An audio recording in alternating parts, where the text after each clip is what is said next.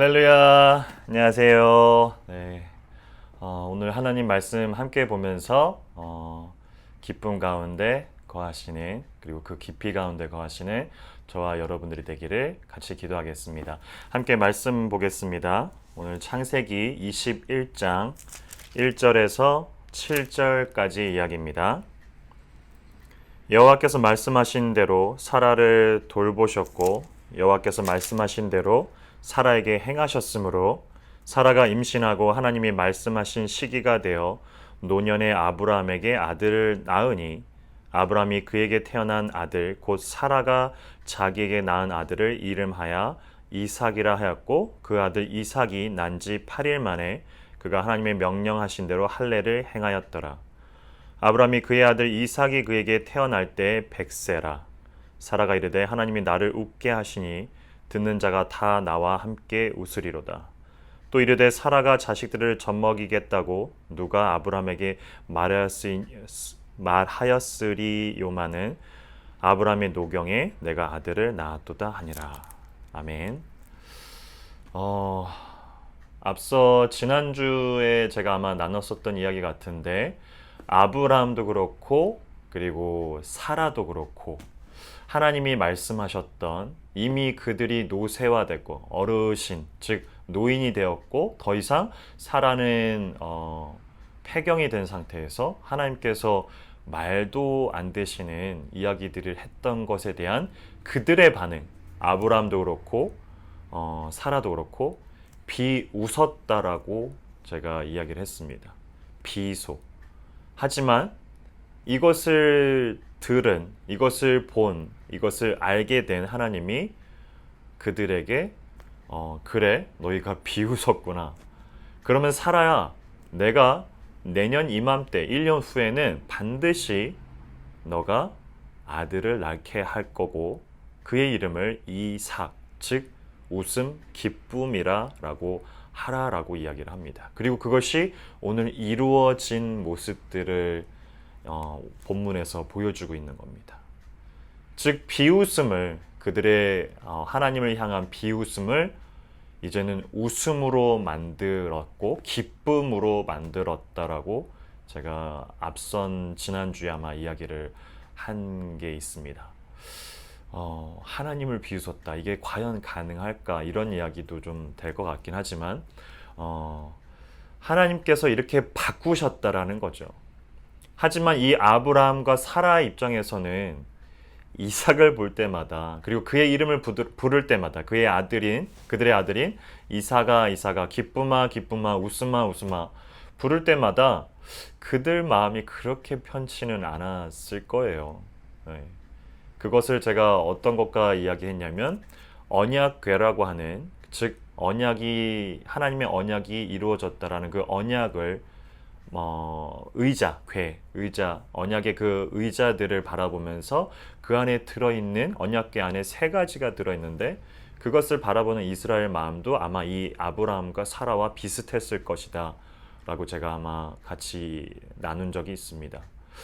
즉 우리의 모습들을 바라보면 단순히 이 아브라함과 사라뿐만 아니라 그리고 이스라엘 백성들뿐만 아니라 창세기부터 이 요한 계시록까지 쭉 보면 성경의 이야기는 우리의 방법과 어떤 생활 패턴들을 이야기하고 있는 것이 아니라 우리의 내면을 가지고 본질을 가지고 근본적인 걸 가지고 이야기를 하는데 그것이 이렇게 잘 드러난다라는 겁니다.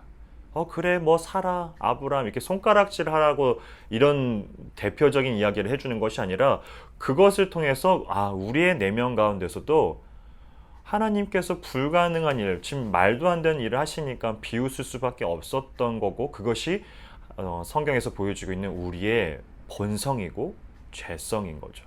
하지만 이것을 누가 바꾸냐? 웃음으로 기쁨으로 하나님이 바꾸신다는 겁니다. 그렇게 해서 낳게 된 이삭입니다. 얼마나 부끄러울지언정 얼마나 기쁠까요? 그죠? 이미 태가 끊어진 상태에서. 즉 아브라함과 사라 입장에서는 이삭을 볼 수 없을 수밖에 없는 즉 이삭이라는 그 아들을 얻을 수 없는 두 사람이었죠. 그쵸? 좀 더 얘기해 보면 이삭은 그들의 것으로 여겨질 수 없는 겁니다. 결국엔 그들의 입장에서는 불가능해서 어떤 초월적인 가능을 열어준 것이 아니라 그들의 것이 아니라는 거죠. 이삭은 하나님의 것입니다. 아브라함의 앞선 이야기들을 들어보면 제가 아브라함이 결코 우리의 믿음의 시조, 시작이 될 만한 그럴 만한 어떤 대단한 위인인가, 저는 그렇지 않다라고 얘기를 했습니다. 어제만 보더라도 자기 아내인 사례를 두 번씩이나 처음도 아니고 두 번씩이나 누이라고 속이고 있는 그런 모습들을 보면 정말 치졸해요. 남자로 봤을 때. 이건 정말 말이 안 되는 거죠. 그런 그인데도 하나님이 일방적으로 그를 세워 나가시는 모습들을 창세기를 통해서 바라봅니다. 그리고 나서 그의 마지막 고백의 여건이 뭐냐면 우리가 잘 알고 있는 너무나 이 아브라함을 위인처럼 바라보고 있고 어떤 슈퍼 히어로처럼 바라보고 있기 때문에 그가 위대한 마음 가운데 위대한 믿음을 가지고 이삭을 바쳤을 것이다 하나님 앞에 제단으로. 저는 그렇게 생각 안 합니다. 결국에 이삭을 바치는 그 모습들을 들여다보면 하나님이 아브라함에게 묻는 거죠. 이삭은 누구 거냐? 그들의 입장에서는 그들의 것이 아닌 거죠. 다만 그들의 기쁨과 그들의 웃음이 될 만큼 어떤 면에서는 하나님 것을 그냥 그들에게 대신 청지기의 모습으로 보여줬다라는 겁니다. 그러하기에 아브라함이 이삭을 제단 가운데 정말로 죽이려는 그 마음을 다해서 하고 있는 그 모습을 보면 그의 믿음이 정말 대단했구나가 아니라 마지막 파이널 테스트라는 겁니다. 왜냐하면 그가 그동안 해왔었던 모습들은 하나님이 일방적으로 아브라함을 택하고 곧바로 이쪽으로 가라고 했지만 아브라함은 안 그랬죠. 그러니까 어떻게든 돌아가 보려고 하고 어떻게든 시간을 지연해 보려고 하고 어떻게든 그런 비열한 모습들을 바라보고 있었을 때 그가 가진 마지막의 믿음의 모습들을 하나씩 점차적으로 빌드업을 해가고 있는 모습들을 바라봅니다. 그리고 마지막 빌드업의 마지막 관문이 뭐냐면 누구의 것인지를 확실히 하라는 거죠. 이삭은 그들의 것이 아닙니다. 이걸 좀 더 우리한테 어플리케이션을 해보면 우리의 자녀들도 사실은 우리의 것이 아닌 거죠. 소유가 아닌 거죠. 하나님의 것입니다. 그러하기 때문에 하나님의 것으로 고백할 수 있는 그 사건까지 하나님이 반드시 그 관문을 열어보신다라는 겁니다. 그냥 다 blessing, okay, everything's fine 그렇게 두고 계시지 않는다라는 거죠. 즉 이 창세기 몇 장을 보면 아브라함의 상태들을 나타내고 있고 그리고 그 너머에 보면 점차적으로 조금씩 아브라함이 믿음의 진보를 하는 모습들을 표현하고 있고 아브라함도 이제 하나님의 내용을 가지고 그 깊이를 가지고 고백하는 모습들을 바라다 보게 됩니다. 그리고 그 마지막 그 관문이 무엇이냐면 누구의 것인가? 하나님의 것은 하나님에게. 그 관문이 마지막 관문이었다는 거죠. 오늘을 바라봅니다. 오늘을 우리가 살아갑니다. 이 창세기를 바라보면서 과연 우리는 어떻게 해야 될 것인가?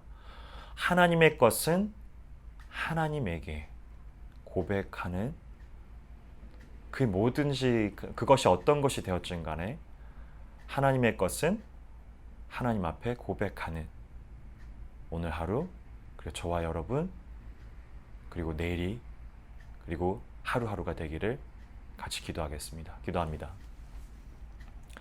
참 좋으신 하나님 아버지, 도저히 불가능하고 그리고 이성적으로나 논리적으로 아브라함과 사라에게는 이삭이 나올 수가 없습니다. 그런 불가능 속에서 하나님이 일방적으로 마치 아브라함을 택한 그런 하나님의 계획처럼 그리고 오늘날 아무런 조건도 없는 믿음의 어떠한 것도 우리가 얻을 수 있는 조건이 없음에도 불구하고 우리가 구원에 이를 수도 없는 부분임에도 불구하고 우리를 그냥 무조건적으로 은혜라는 이름으로 감사라는 이름으로 우리를 부르시는 그런 하나님을 바라보게 됩니다. 그런 그들에게 은혜로 이삭을 허락하신 비웃음을 웃음으로 그리고 기쁨으로 변하게 하시는 그 하나님을 우리가 바라보게 됩니다. 하나님의 것은 하나님의 것으로 오늘의 우리의 삶이 그리고 우리의 가정이 그리고 내가 갖고 있는 그런 모든 능력들이 혹여나 주인이 뒤바뀌어 있는 것은 아닌지를 오늘 하루 점검하게 해주시고 우리의 삶의 여정들 가운데 믿음의 여정들 가운데 우리가 누가 주인인지를 분명하게 할 수 있는 그러한 길을 오늘 또한 허락하여 주시옵소서. 하나님의 것은 하나님의 것으로 여길 수 있는 저와 우리 성도님 되게 하여 주시옵소서. 감사합니다. 예수님의 이름으로 기도합니다. 아멘.